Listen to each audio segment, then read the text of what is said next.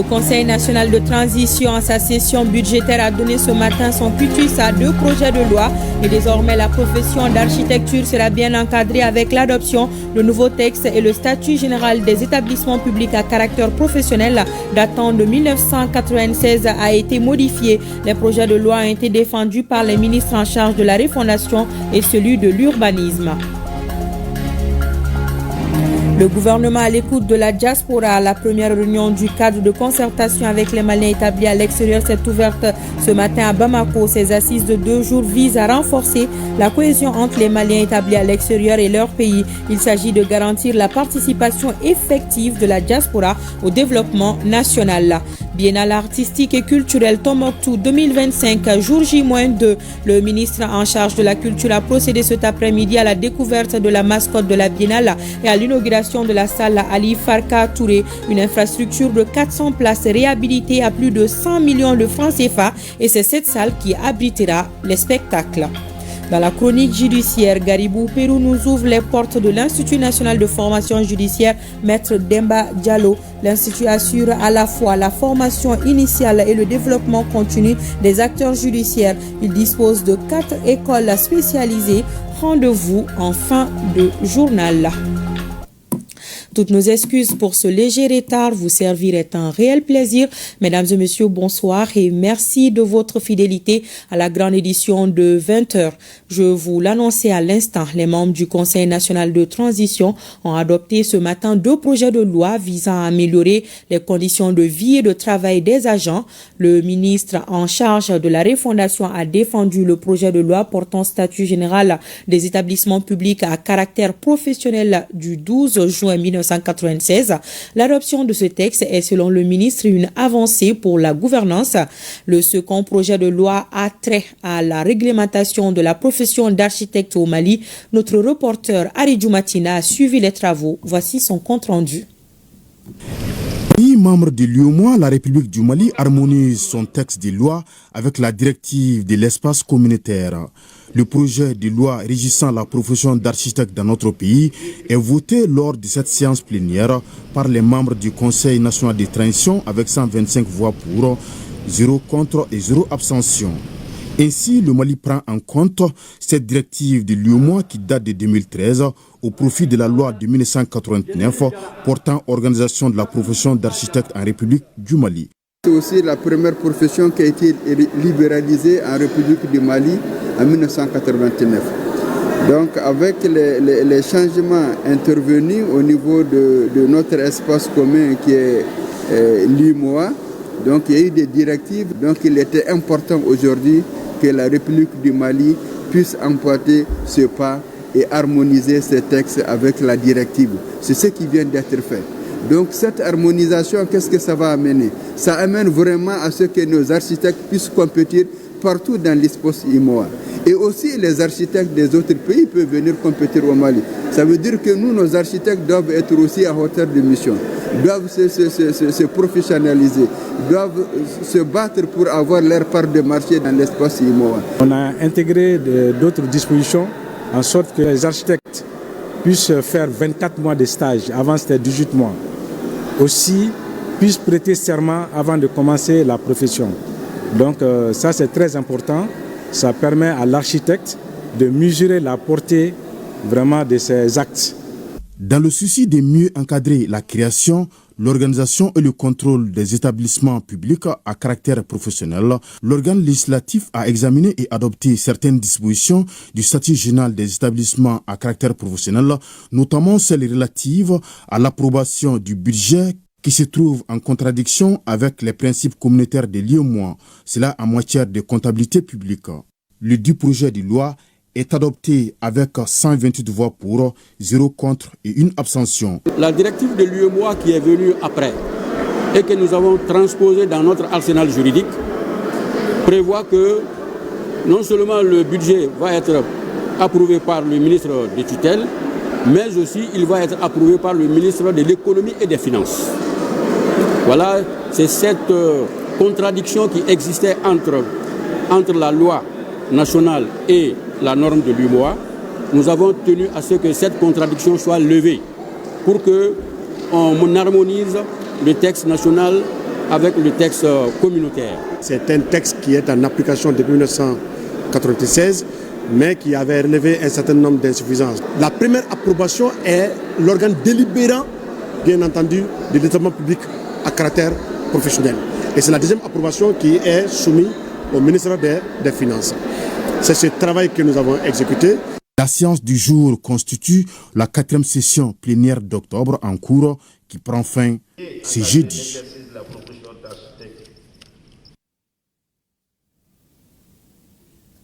Le Mali se dotera très bientôt d'un pôle judiciaire foncier conformément aux orientations du président de la transition, président du Conseil supérieur de la magistrature, le général d'armée Assimi Goïta.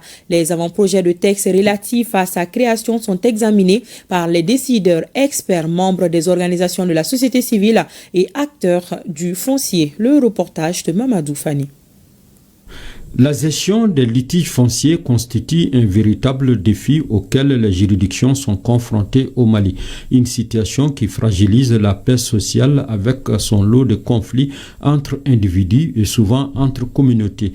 La création d'un pôle judiciaire foncier est une réponse des autorités pour prendre en charge la gestion des affaires foncières.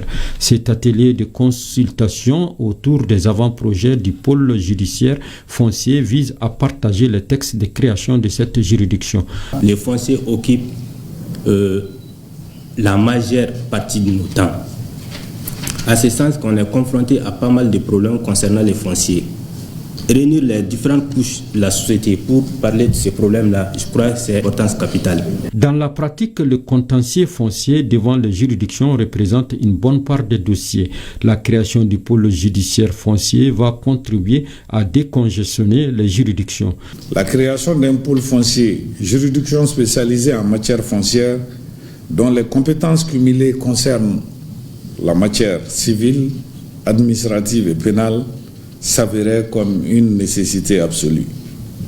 La finalité recherchée étant la mise en place d'un dispositif global, intégré et inclusif, une sorte de guichet unique dans le cadre de la gestion judiciaire du foncier, susceptible de gérer de façon coordonnée, efficace et efficiente la question foncière par une juridiction à composition hétéroclite, pluridisciplinaire, à la fois compétente en matière civile, pénale et administrative. Ce présent atelier regroupe les magistrats, les représentants des collectivités et les gouvernorats du district de Bamako, de Koulikoro et environ.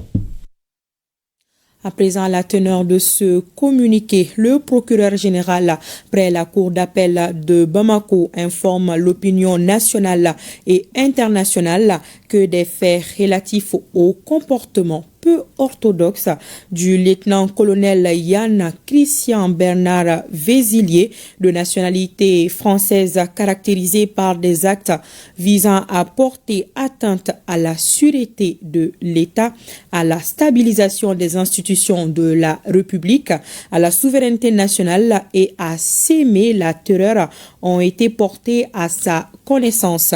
Dans cette entreprise mafieuse, le lieutenant-colonel Yann Christian Bernard Vézilier a noué des contacts en vue de déstabiliser les institutions et de soutenir des entreprises terroristes avec certaines personnes civiles et militaires.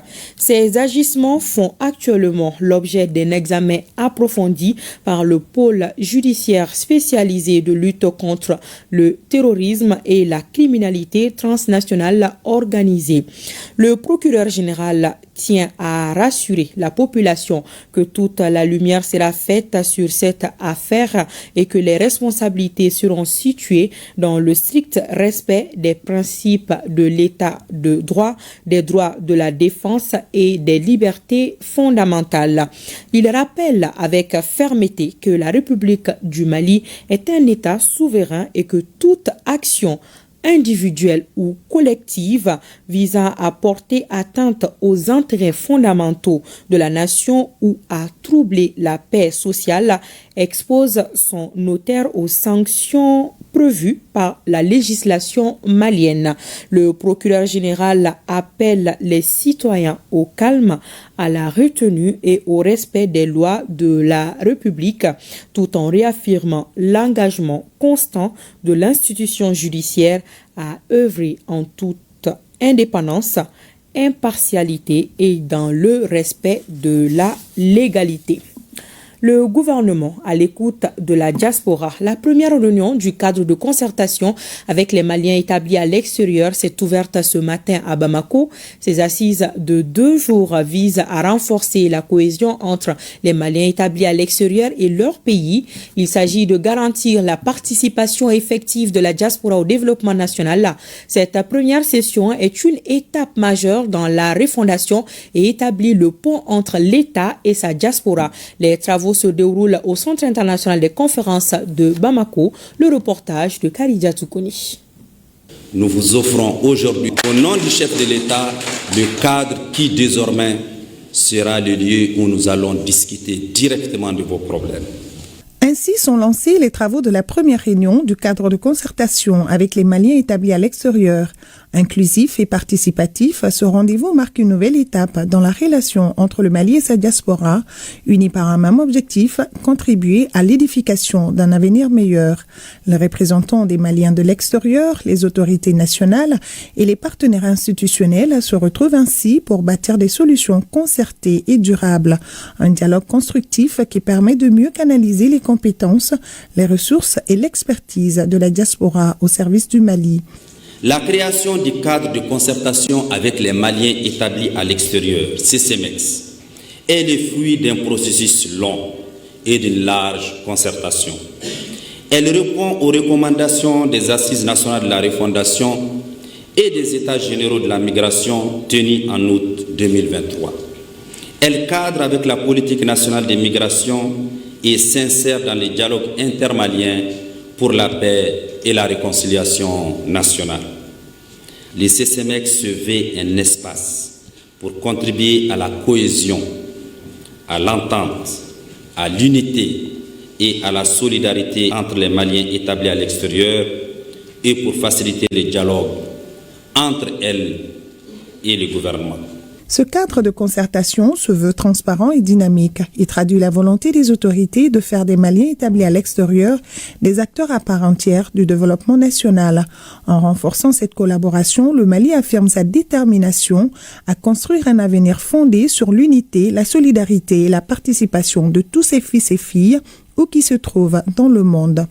Au-delà de son apport économique, la diaspora malienne démontre chaque jour que la migration n'est pas seulement une quête de mieux-être ailleurs, mais un acte de partage et de co-construction entre le pays d'accueil et le pays d'origine. Par son expertise, notre diaspora, son savoir-faire et son engagement, elle concourt au renforcement des capacités des ressources humaines dans des domaines aussi variés que l'éducation, la santé, le sport, la recherche, la technologie, la gouvernance ou l'entrepreneuriat et la culture, j'en passe. Mais au-delà des chiffres, c'est la valeur humaine, citoyenne et intellectuelle de cette diaspora qui mérite d'être célébrée. Investissement, transfert de compétences, protection des droits des Maliens à l'étranger, autant de sujets au cœur des échanges entre le Mali et les représentants de la diaspora. À travers ces thématiques, seront abordées sans nul doute la gestion des Maliens établis à l'extérieur et les enjeux migratoires. Qu'à travers ces cadres de concertation, la diaspora dispose d'un formidable outil pour renforcer sa cohésion et se positionner davantage comme un acteur stratégique du développement national. La diaspora malienne, forte de millions de ressortissants à travers le monde, joue un rôle essentiel dans le développement du pays. Chers camarades maliens établis à l'extérieur, le CCMEX nous interpelle collectivement. Il appelle à la responsabilité, à la discipline associative et à l'esprit de dépassement. Dans un contexte national et international marqué par des profondes mutations, Le Mali a besoin de tous ses fils et de toutes ses filles où qu'ils se trouvent. Au-delà du dialogue, ce cadre de concertation vise à transformer les attentes en actions concrètes au bénéfice des communautés locales et de l'économie nationale. Tout le monde, les Maliens se sont unis ensemble ici au Mali et en Côte d'Ivoire et dans le monde entier. Moi, je parle au nom des Maliens qui se trouvent en Côte d'Ivoire. Ils m'ont dit, vraiment, si je viens au Mali ici, de tout faire, d'apporter leur salutation au président de la transition. Et puis, soutenir les militaires. La création de ces cadres répond à la préoccupation des Maliens de l'extérieur. Que ce ne soit pas un forum de plus. Il faut que cette fois-ci, des mesures appropriées, des décisions idoines soient prises pour que ces cadres-là répondent à nos préoccupations. Présente dans 77 pays à travers le monde, la diaspora malienne reste profondément attachée à son pays. Son engagement est réel et ce cadre renforce son implication dans les politiques de développement.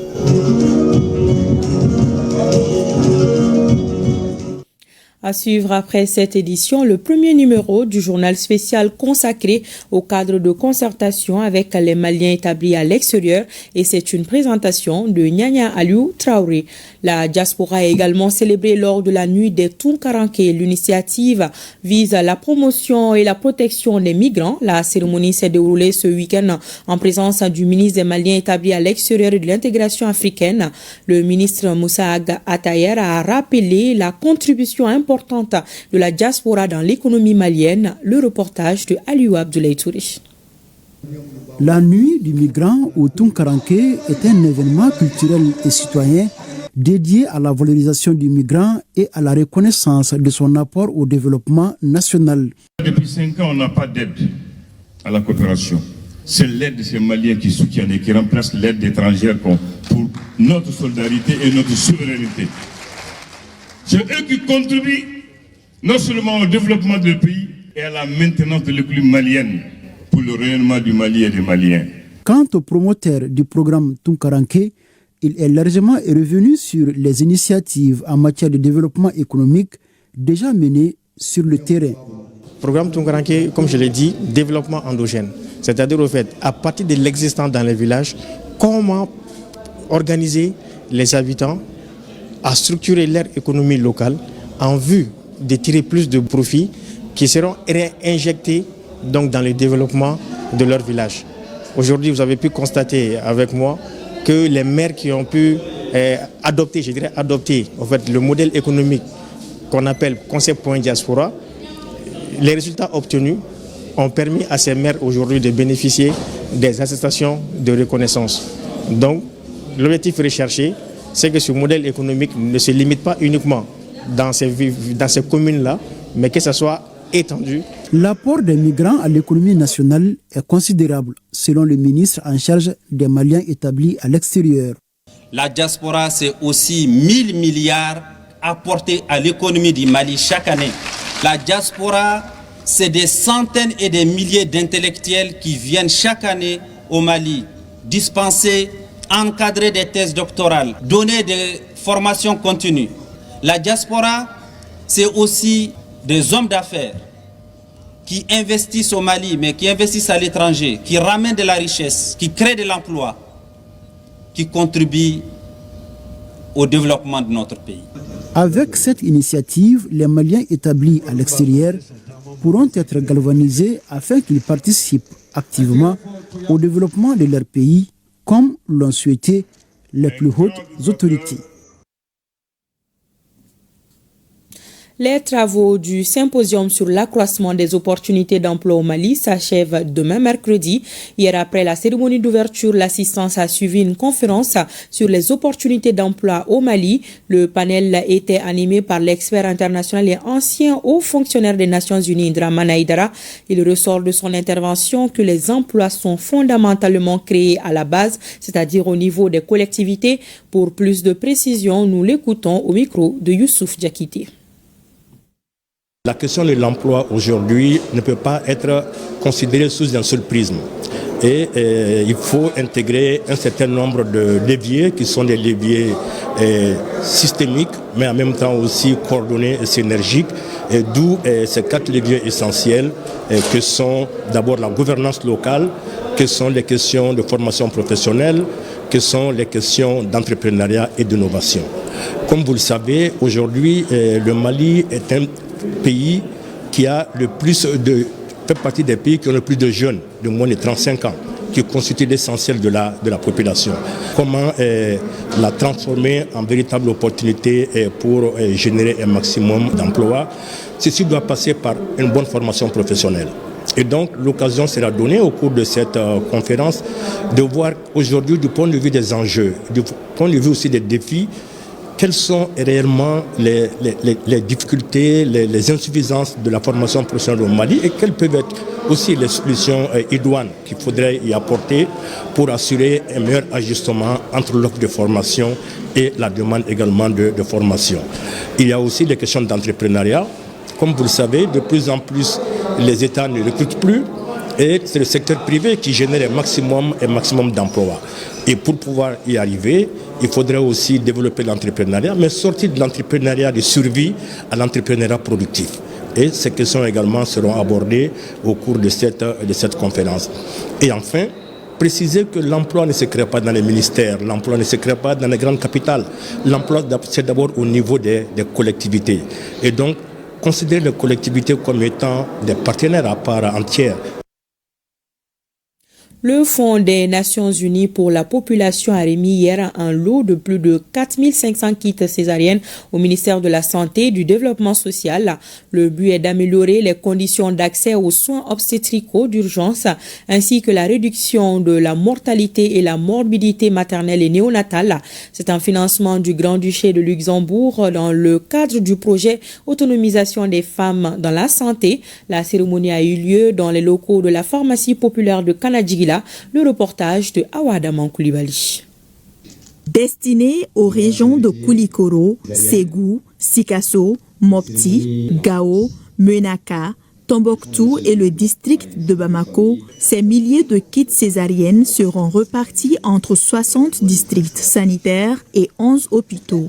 À travers cette initiative, le Fonds des Nations Unies pour la population UNFPA s'associe au gouvernement du Mali afin de contribuer à l'atteinte de l'objectif de 244 décès maternels pour 100 000 naissances vivantes d'ici 2030.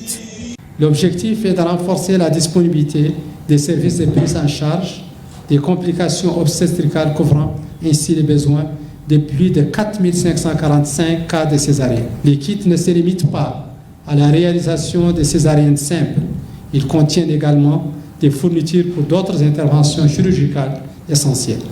Selon la ministre de la Santé, cette donation permettra de combler les déficits existants et de sécuriser les stocks nationaux pour les mois à venir. Ce don, qui représente une valeur de 250 780 320 francs CFA, est bien plus simple qu'un simple transfert d'intrants. Il incarne un engagement humanitaire fort qui vient renforcer la capacité du système de santé à gérer les complications obstétricales.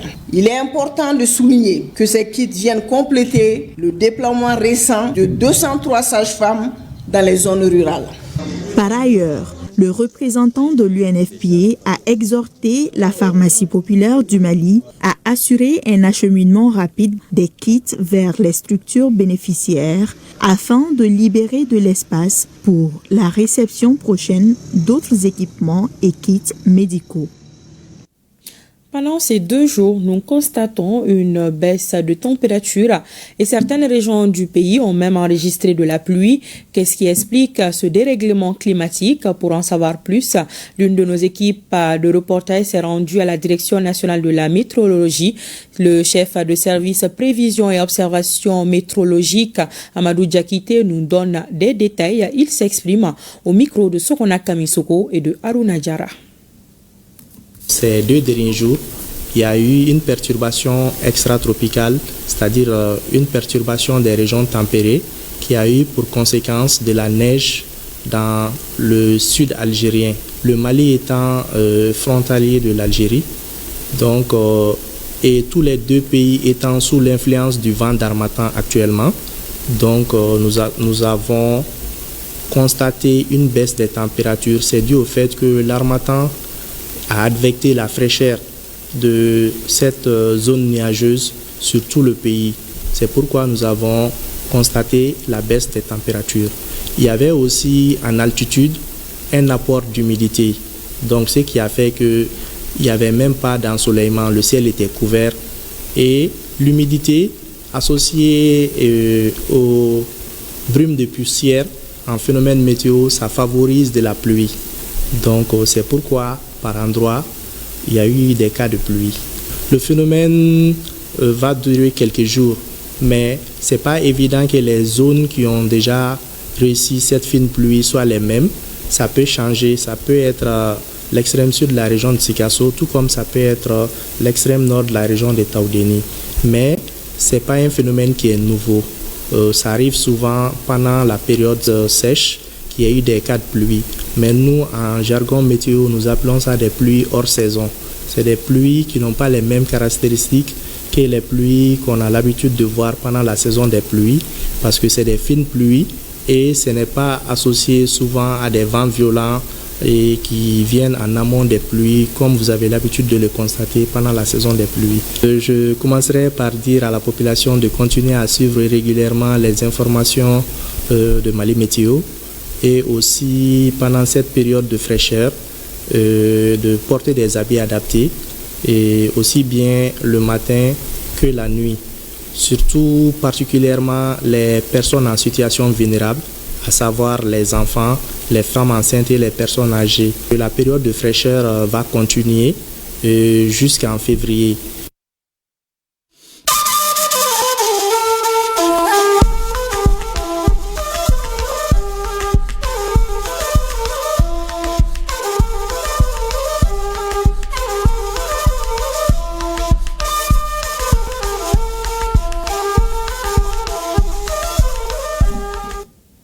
AES Actualité, la deuxième session ordinaire du Collège des chefs d'État de la Confédération des États du Sahel, c'est dans une semaine. Pour une parfaite organisation de ce rendez-vous historique, les forces vives se mobilisent. Elles ont animé un point de presse pour inviter les Maliens à s'approprier cette session. Le reportage de Bouraïma Diallo.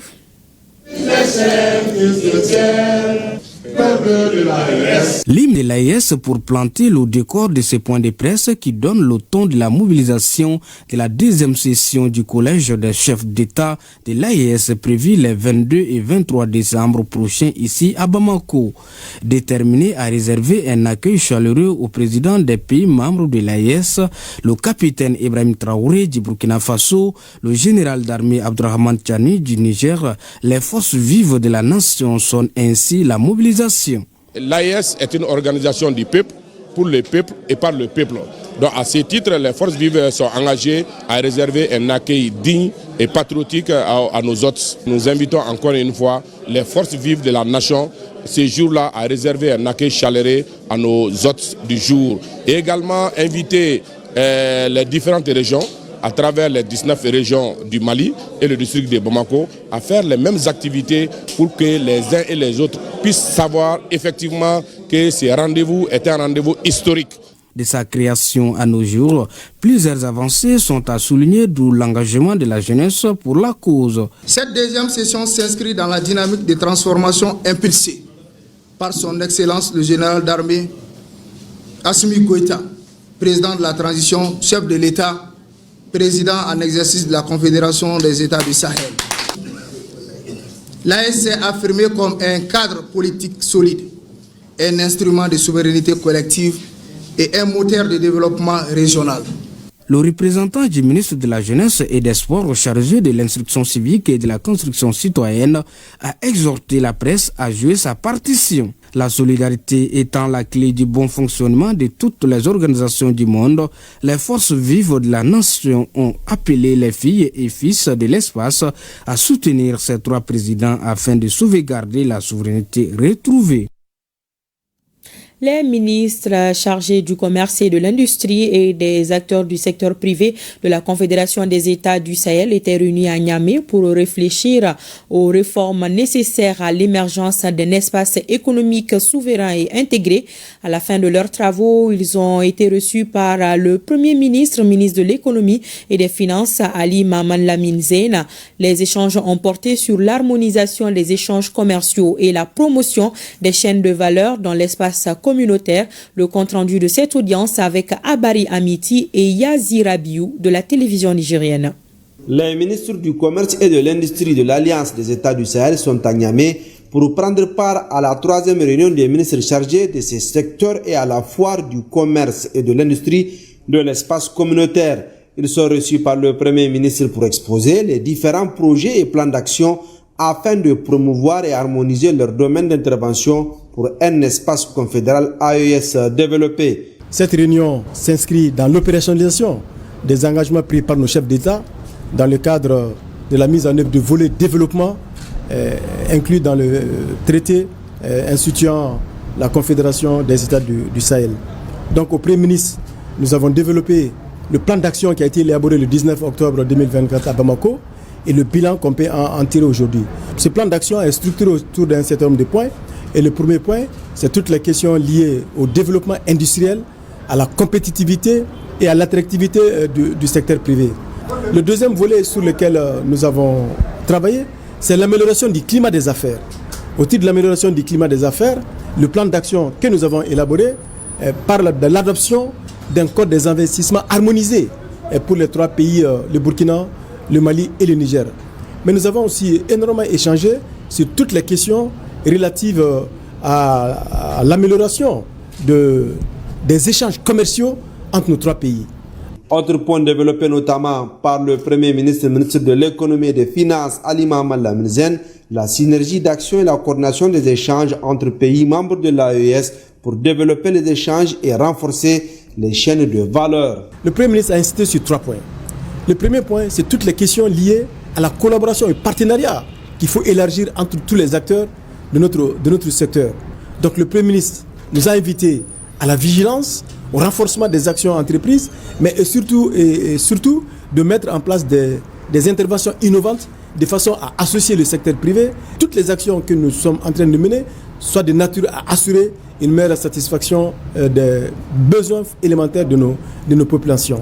Et enfin, le Premier ministre nous a demandé d'inscrire nos actions dans la durée parce que la lutte à laquelle aujourd'hui l'AES est confrontée est une lutte donc de longue haleine.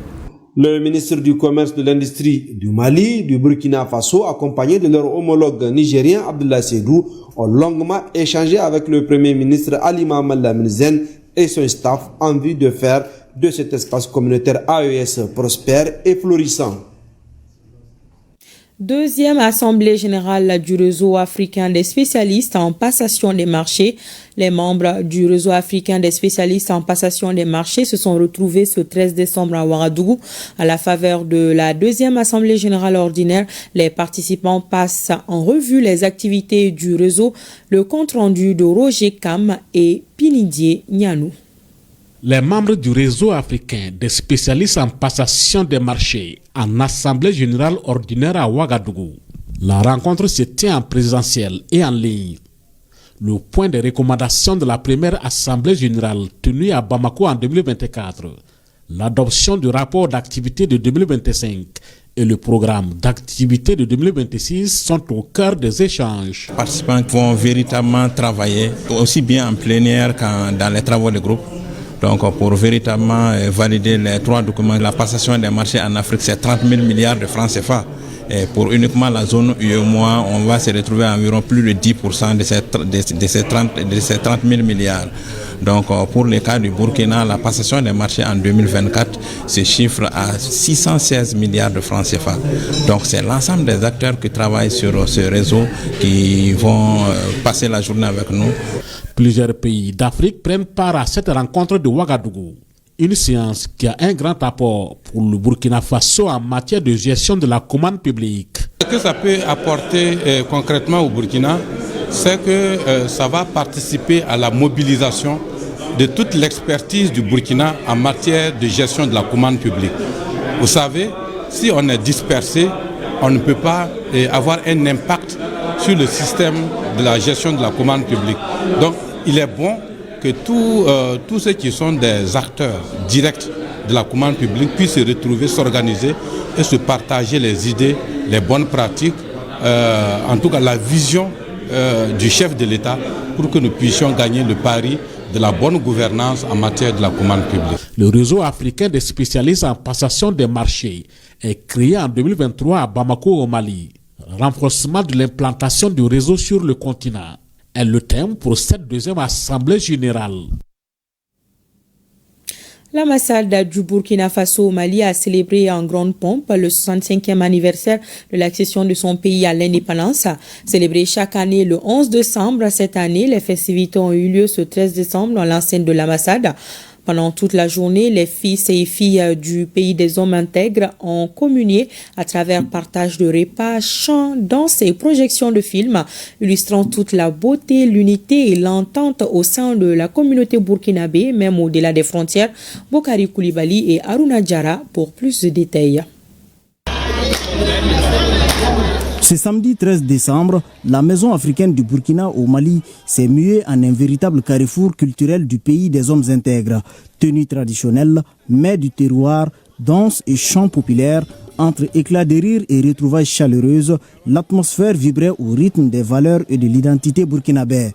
Les fils et filles de la patrie de Thomas Sankara ont répondu présents pour célébrer dans la communion et la fierté l'anniversaire de l'accession du Burkina Faso à l'indépendance. J'ai amené du thon avec la sauce de sud-est de Burkina Faso. Voilà, préparé avec les feuilles. Voilà, les deux sont différents avec de l'arachide. C'est très doux avec le thon. Ça peut se manger aussi avec du riz, ainsi de suite. L'indépendance, ce n'est pas tous les jours. Voilà, on est fiers, on est contents de tout. C'est une immense joie pour moi de me retrouver à l'ambassade ce matin, de retrouver mes frères et sœurs qui sont au Mali. Au-delà de la célébration, cette activité se veut aussi un levier de transmission et d'engagement citoyen, un hommage appuyé à l'histoire et aux figures emblématiques du pays, illustré par la projection du film Gwenzen Koulibaly du réalisateur Bernard Yaméougo, symbole de lutte et de vision panafricaine. À travers ce film, nous avons appris quel héros il a été et comment est-ce qu'il a effectivement lancé la dynamique pour la souveraineté. Vous savez que nos pays se battent aujourd'hui pour ce qui est de souveraineté, mais nous avons vu dans le film que ce n'est pas un combat nouveau, c'est un combat que beaucoup de dévanciers ont eu.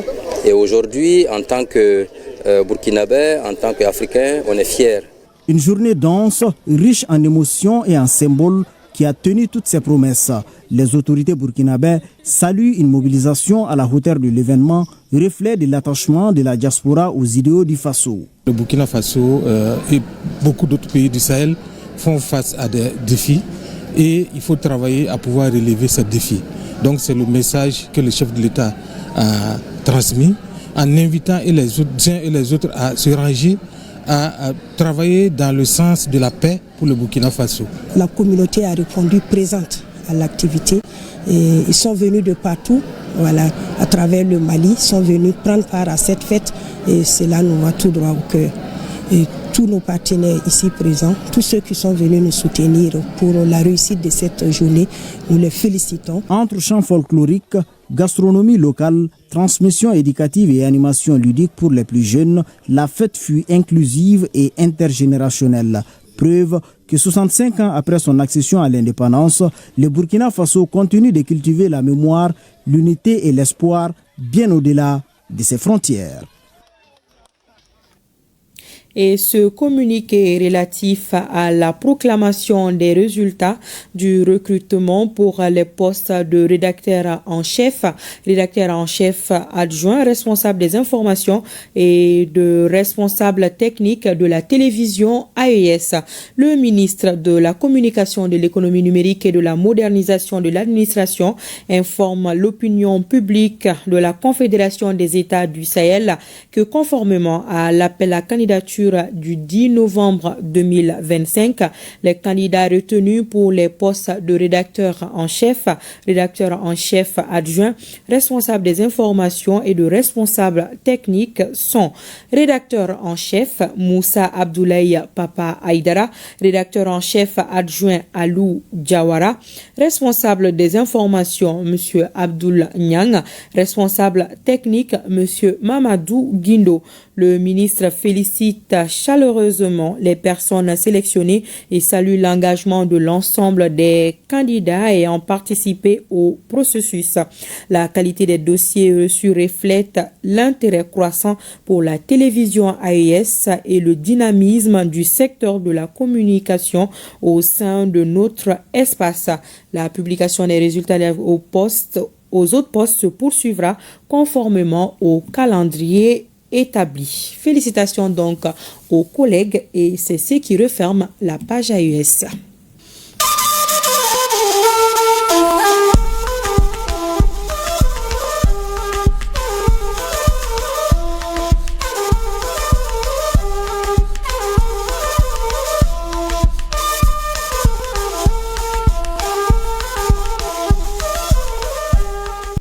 Suite de cette édition, le ministre de l'Éducation nationale était ce matin au lycée Askia Mohamed.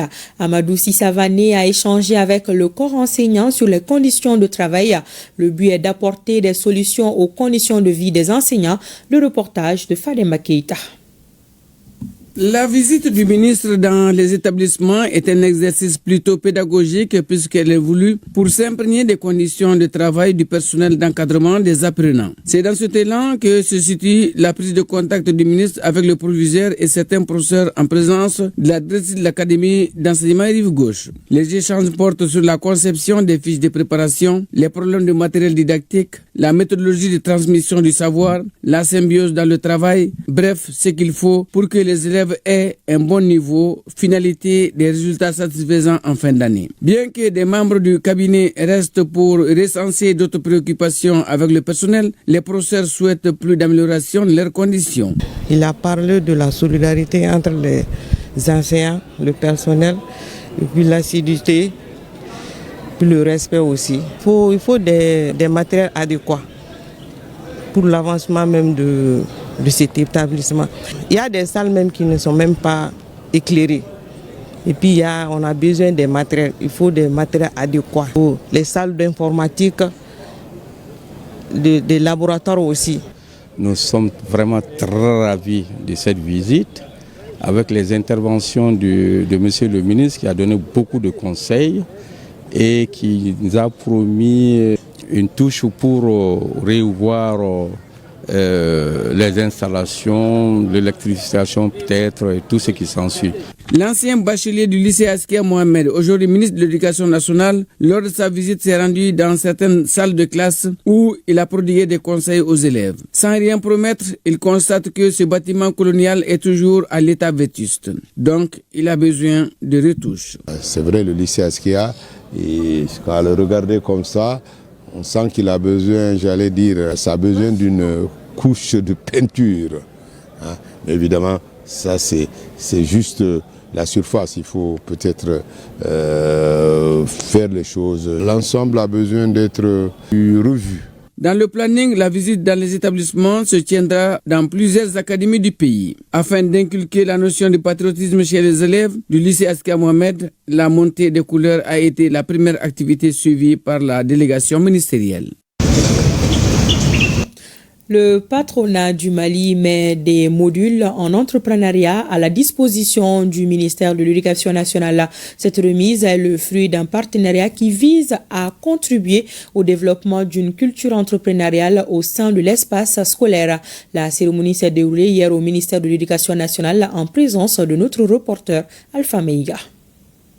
Le Conseil national du patronat du Mali s'engage pour l'avenir. Ici, des modules d'entrepreneuriat intégrés dans l'enseignement au Mali sont remis au département en charge du domaine. C'est un projet novateur visant à intégrer des modules d'entrepreneuriat dans l'enseignement fondamental et secondaire à travers le pays.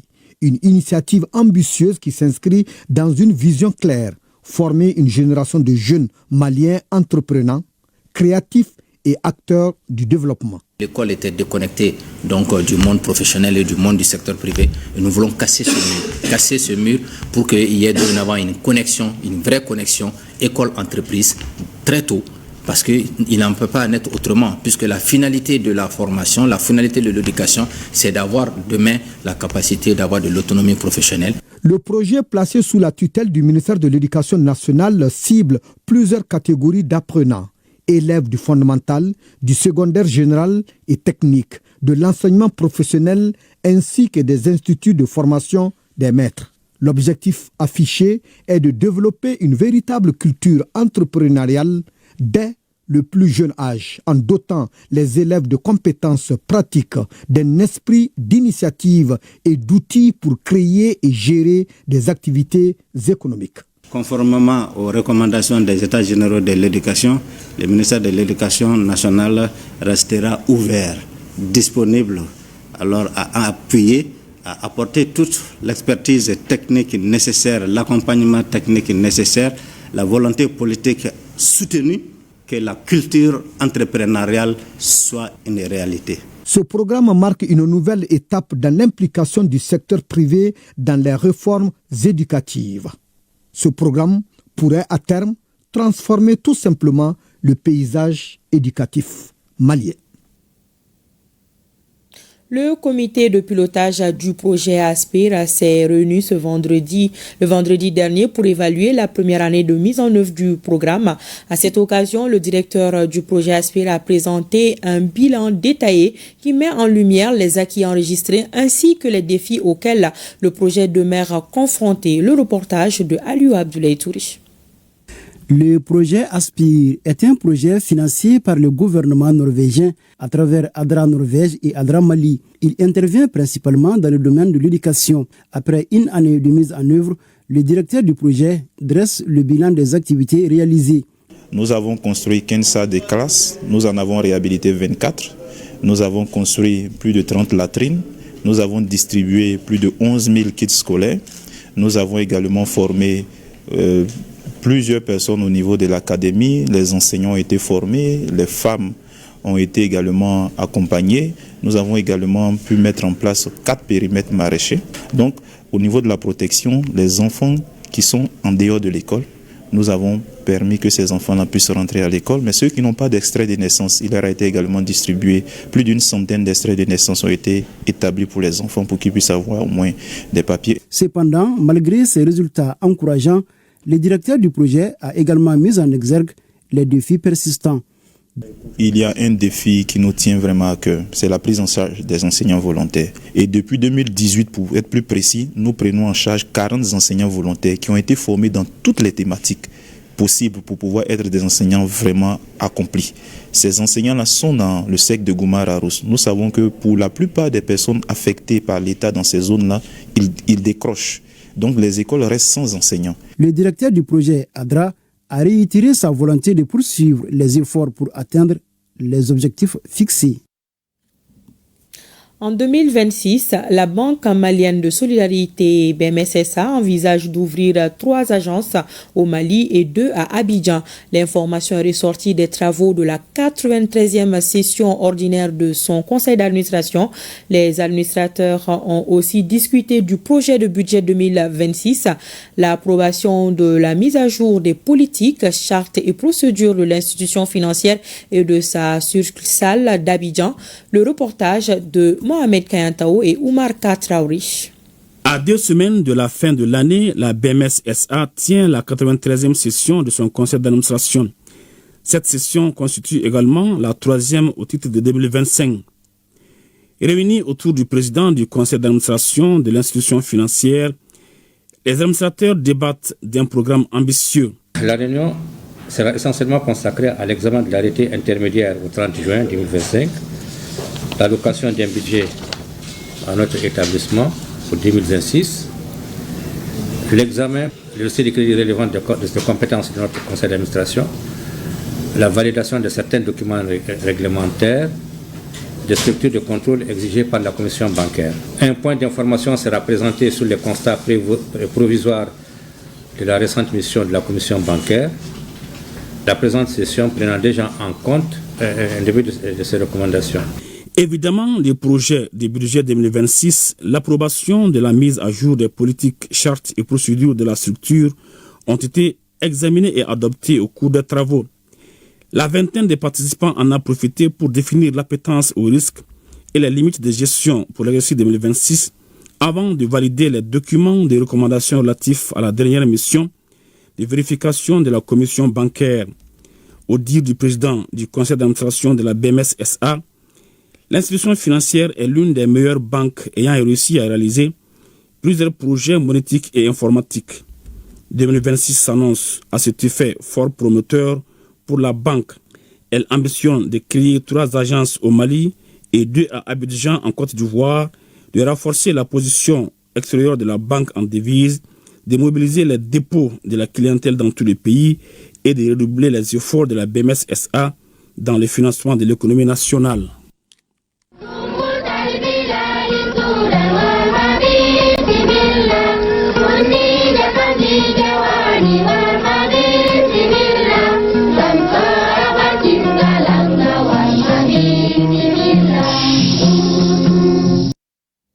Oui, dans 2 jours exactement, la cité des 333 vibrera au rythme de la culture à la faveur de la Biennale artistique et culturelle édition 2025.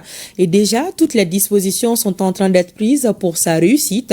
Le ministre en charge de la culture a procédé cet après-midi à la découverte de la mascotte de la Biennale avant d'inaugurer la salle Ali Farka Touré, une infrastructure entièrement réhabilitée pour un montant de plus de 100 millions de francs CFA sur budget d'État. Cette infrastructure a une capacité de 400 places et accueillera des spectacles et des manifestations artistiques d'envergure. On en sait davantage avec Najim Baba Sissé et Maouloud Tandina. Premier acte posé dans la cité des 333 ce mardi par le ministre de l'Artisanat, de la Culture, de l'Industrie hôtelière et du Tourisme et la découverte de la mascotte de la Biennale installée en plein centre-ville. Cette infrastructure est un symbole de l'union, de la cohésion sociale, mais aussi du vivre ensemble qui unit le Malien de tous bords à travers l'art et la culture. La mascotte elle est très belle et c'est l'emblème de la Biennale. Et donc c'est pourquoi nous avons commencé les activités par dévoiler la mascotte qui est la marque déposée de la Biennale artistique du Mali. Voir qu'à Tombouctou, à ce jour, la jeunesse malienne de toutes les régions réunies autour de la Biennale artistique Tombouctou 2025 qu'on a appelé la Biennale de la Renaissance et la Biennale de l'unité nationale. Donc c'était un sentiment de joie et vraiment je souhaite la bienvenue à toutes les délégations. Deuxième acte, l'inauguration de la salle Ali Farka, réhabilitée à coût de plus de 100 millions de francs CFA sur budget d'État.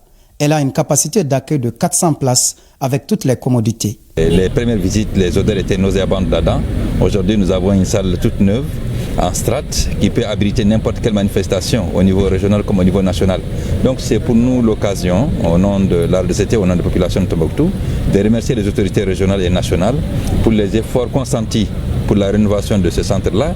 L'entreprise Tamcharchar BTP Sarl, chargée de l'exécution des travaux, a pu respecter les délais d'exécution, mais aussi les normes du contrat. C'est financé à hauteur de 138 millions, budget national. L'entreprise, c'est une entreprise locale, Tombouctou.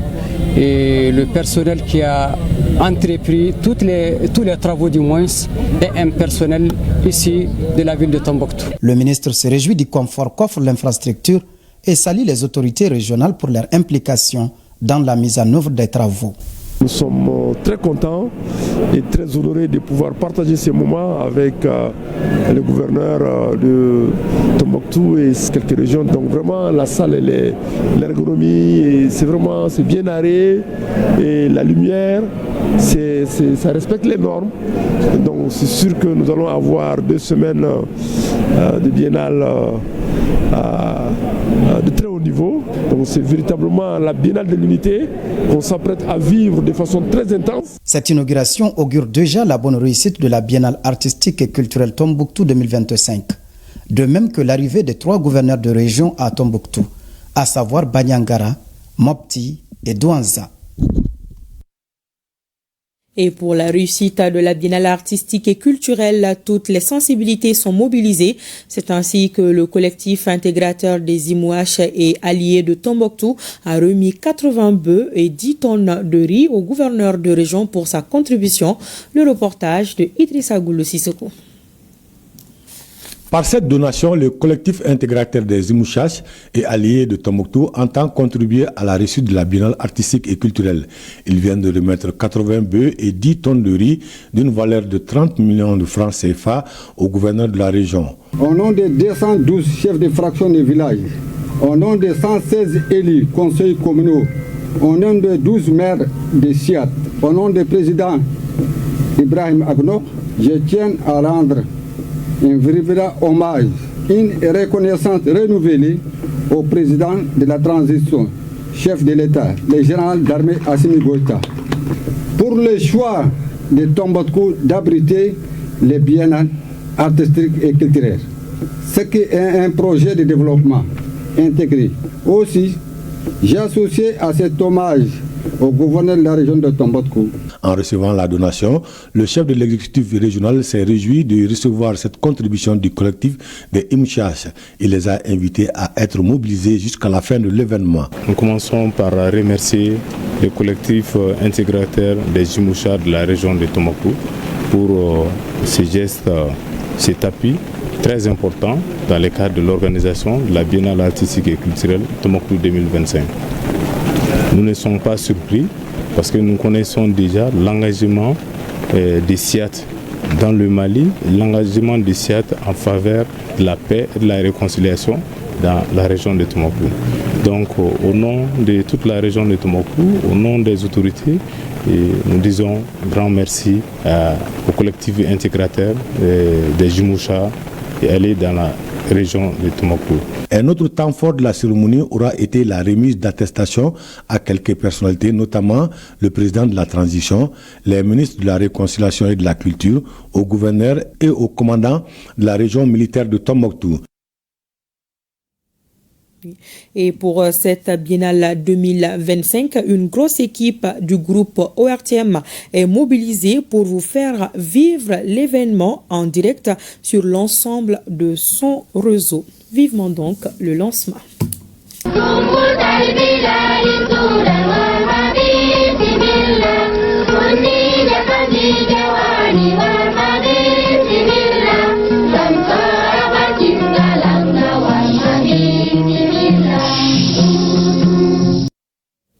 Ouverture de la deuxième édition du Forum de Caille. C'est une initiative du Conseil patronal de la première région, la municipalité, le service de coopération et d'appui culturel de l'ambassade de France au Mali et le Conseil régional de Caille. Ce forum a pour objectif d'animer une dynamique de réflexion et d'initiative afin de répondre aux enjeux de résilience climatique et de mobilité humaine au Sahel à travers une grande mobilisation des acteurs. Le reportage de Kabadjara. Trois sujets très importants sont au cœur des débats de cette deuxième édition du Forum de Caille porté par le Conseil patronal de la région en partenariat avec la CEFOM Coordination des élus français d'origine malienne. Il s'agit de l'intelligence artificielle et astronomie, de quel apport et de quelle gouvernance pour l'adaptabilité au changement climatique au Sahel, des transformations agricoles pour une souveraineté alimentaire face au changement climatique et du rôle clé de l'action territoriale et de l'approche de développement local aux transitions climatiques. Nous avons convenu que dans cette question de changement climatique, la question de l'habitat est très importante. Parce que si la température fait 50 degrés, on est sous des bétons, c'est assez compliqué. Donc il est assez important de revoir aussi notre habitat. Et ce qui est convenu de faire, c'est de regarder comment mettre en place une unité de fabrication de briques à partir de terre cuite, qui en réalité, pour nous, répond à cette question du changement climatique. On attendait beaucoup de gens qui devaient nous amener vraiment beaucoup de solutions sur le financement, sur les résidences climatiques, parmi plusieurs projets, parce qu'on a appris des choses en Italie, en Allemagne et dans d'autres pays. On est en train de pousser pour que ça vienne à Caille ici, mais ça va venir. Mais je dis seulement vraiment d'être résilient. Le Mali, il y a la sécurité. Nous devons impérativement développer des politiques climatiques qui prennent en compte les réalités de notre région, mettre en œuvre des stratégies agricoles durables et promouvoir d'utilisation des énergies renouvelables comme moteur de développement. Pour le représentant du gouverneur de la région des Cailles, le Sahel et particulièrement la région des Cailles peut devenir un modèle de résilience climatique. Grâce à notre capacité collective à transformer les défis en opportunités, la coopération transfrontalière, les initiatives locales et l'engagement de notre diaspora en Europe et ailleurs sont autant de leviers qui nous permettront de répondre aux enjeux climatiques et migratoires de manière durable. Rappelons que le thème retenu pour cette deuxième édition est « Agir pour une résilience face au changement climatique et aux enjeux communs de développement durable au Sahel ». L'Institut national de formation judiciaire Maître Demba Diallo dispose de 4 écoles spécialisées. Il assure à la fois la formation initiale et le développement continu des acteurs judiciaires, contribuant ainsi à rehausser le niveau d'expertise au sein de notre système judiciaire. Porté par une ambition forte, la vision de l'État est de hisser cette institution au rang de référence nationale et régionale, capable de doter le Mali de professionnels aguerris, formés aux exigences d'une justice moderne, efficace et pleinement ancrée dans les principes de l'État de droit. Dans cette optique, la chronique judiciaire de ce soir vous propose un éclairage particulier sur le rôle, les missions et les perspectives de l'Institut national de formation judiciaire Maître Demba Diallo. C'est avec Garibou Pérou et Tchédje Kamara. On dit souvent que la justice ne vaut que par les femmes et les hommes qui l'incarnent. À l'Institut Maître Demba Diallo, cette maxime prend la force d'un credo, car c'est bien dans cet établissement public à vocation scientifique que se joue une part de l'avenir judiciaire du pays. Nous avons 4 grandes écoles. L'école de la magistrature, l'école des greffes, l'école des notaires, l'école des huissiers commissaires de justice. On avait une 5e école qui était l'école des surveillants de prison. Mais depuis 1 an, n'est-ce pas, ce corps a été doté d'une école qui fait que nous n'assurons plus la formation des surveillants de prison. Notre mission, c'est donc, dans un premier temps, assurer la formation initiale de ces différents acteurs judiciaires et, dans un second temps, assurer la formation continue, cette fois-ci, de tous les acteurs judiciaires. Donc, ça va au-delà des 4 corps que nous formons. Vous aurez remarqué que nous n'assurons pas la formation initiale des avocats, ils ont leur propre école. Mais en ce qui concerne la formation continue, outre ces 4 corps que j'ai précédemment cités, il y a aussi les avocats, il y a aussi les journalistes comme vous, il y a les experts judiciaires, il y a la société civile. Nous sommes également une école supérieure de droit, comme j'ai coutume de le dire, aux officiers, par rapport aux officiers de police judiciaire. Je parle des gendarmes et des policiers qui également suivent souvent des formations de haut niveau, ici même à l'Institut national de formation judiciaire. Donc, une double mission, assurer la formation initiale, mais également la formation continue et le perfectionnement des acteurs judiciaires. L'Institut porte une vision, presque une ambition, forger un corps judiciaire capable de répondre aux défis contemporains.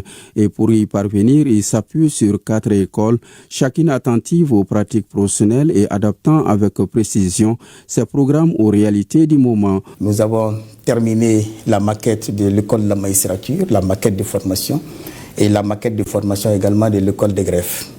Donc, nous sommes en train d'achever la maquette de formation des notaires et des huissiers commissaires de justice.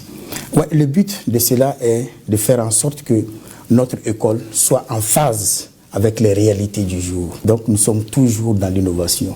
C'est pourquoi il y a 2 ans, nous avons revu carrément la maquette de formation des auditeurs de justice et la maquette de formation des greffiers en chef. Stagiaires, maintenant nous sommes en train, n'est-ce pas, de travailler sur les 2 autres maquettes, celle des huissiers commissaires de justice et des notaires. Toujours à l'idée que nous puissions former des professionnels, n'est-ce pas, aptes à faire face aux défis de l'heure. Au cœur des réformes judiciaires, l'Institut s'affirme comme un véritable levier, un lieu où se forment l'ensemble des acteurs indispensables à l'état des droits. À l'heure où les exigences de transparence, d'efficacité et d'éthique deviennent pressantes, la formation apparaît comme rempart et espoir. L'Institut a un rôle central.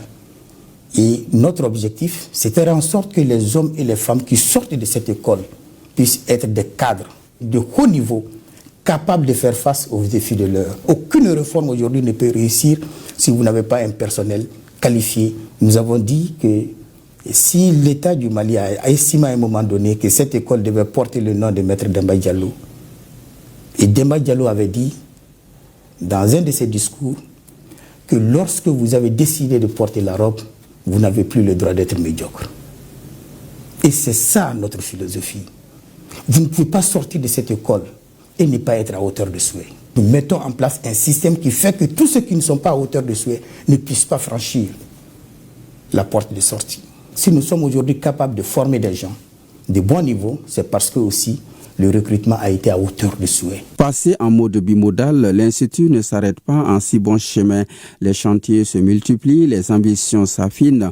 Autant de signes d'un établissement déterminé à offrir un cadre d'apprentissage à la hauteur de son époque. Bientôt, nous allons terminer certaines infrastructures majeures pour nous, telles que l'amphithéâtre de 600 places, la cafétéria, la bibliothèque. Ce sont des projets en cours que l'État a accepté de financer sur le budget de 2026 pour terminer ces infrastructures. Nous sommes aujourd'hui délocalisés à Caille et à Mopti. Nous avons aussi la maison justice, qui est un joyau que nous avons eu à Sévaré. Et aujourd'hui, l'Institut national de formation, tout ce que nous faisons ici comme formation, nous le faisons en mode bimodal, à la fois en présentiel et en distanciel. Parce que nous sommes capables aujourd'hui de déplier une même formation ici à Bamako en présentiel et en même temps en distanciel sur Caille et sur Sévaré et sur Mopti. Donc ça, c'est des acquis aujourd'hui que nous avons. Et tout ça, c'est avec l'accompagnement de l'État, n'est-ce pas? Aujourd'hui, nous avons aussi une cité d'hébergement ici à l'Institut. Nous arrivons à loger, n'est-ce pas, nos auditeurs de justice qui sont en difficulté, qui ont des difficultés de logement. Ils peuvent être logés ici pour pouvoir suivre tranquillement les cours. Éthique, déontologie, excellence, telles sont les valeurs qui ont marqué la figure de Maître Demba Diallo. Ce n'est donc pas un hasard si l'Institut a choisi de s'en réclamer. Ici, rien n'est figé, tout est pensé pour que la compétence naisse du croisement entre savoir théorique et exigence pratique. CAN Maroc 2025, jour J-5. Dans la série de présentation des équipes, ce soir, focus sur le groupe C. Il est composé de 2 anciens vainqueurs que sont le Nigeria et la Tunisie et 2 prétendants au titre, l'Ouganda et la Tanzanie. Le Nigeria et la Tunisie partent avec la faveur des pronostics. Comment ces nations entendent défendre leur couleur nationale au Maroc lors de cette course africaine? La réponse avec Diara Konati. Composé du Nigeria, de la Tunisie, de l'Ouganda et de la Tanzanie, le groupe C de cette CAN 2025 est déséquilibré. Le Nigeria, 3 fois vainqueur de la compétition 1980, 1994 et 2013, est un habitué de la CAN. Finaliste de la dernière édition, en 18 participations, part en position de force dans cette poule.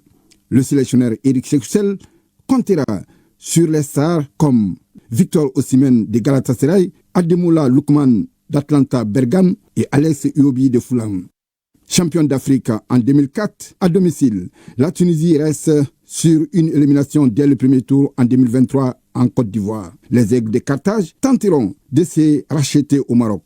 L'équipe sera dirigée par l'ancien international Sami Travelsi, 12 ans après un premier passage couronné par la victoire au CHAN en 2011. Pour cette CAN, l'accent sera donc mis sur la défense avec une charnière centrale solide composée de Monstar Talbi, Yacine Meria et Dylan Brown. L'Ouganda fait son retour parmi les grands à la CAN. Après cette année, sans y avoir disputé un match, les CAN débarquent au Maroc dans l'espoir de pouvoir faire sensation. D'ailleurs, la sélection ne cache pas ses ambitions de vouloir rivaliser avec discipline et équilibre contre les grandes nations de football. À la tête de la formation ougandaise, depuis 2023, le Belge Paul Put entend s'appuyer au Maroc sur la solidarité, l'engagement et surtout les forces offensives basées sur la jeunesse.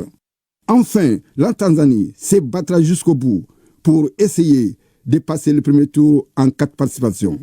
Le nouveau sélectionneur des Taifa Stars, Miguel Angel Gamodi, aura du pain sur la planche. Future co-organisatrice de la CAN 2027, la Tanzanie veut privilégier la discipline tactique et un jeu constant autour du capitaine Ali Samanta du Havre en Ligue 1 française. Page noire de cette édition. La nouvelle est tombée très tôt ce matin. Cissé Fatimata Kouyaté, présidente de l'agence malienne de voyage et du tourisme, est décédée des suites d'une maladie de courte durée. Elle a œuvré pendant très longtemps à la promotion du tourisme au Mali. Cissé Fatimata Kouyaté a participé à plusieurs débats sur la télévision nationale. Ses obsèques feront l'objet d'un communiqué. Voilà, décès de Cissé Fatimata Kouyaté, présidente de l'agence malienne de voyage et du tourisme. Que de la paix pour son âme. C'est la fin de cette édition. Merci de votre attention. Pensée spéciale à nos femmes. Bonsoir.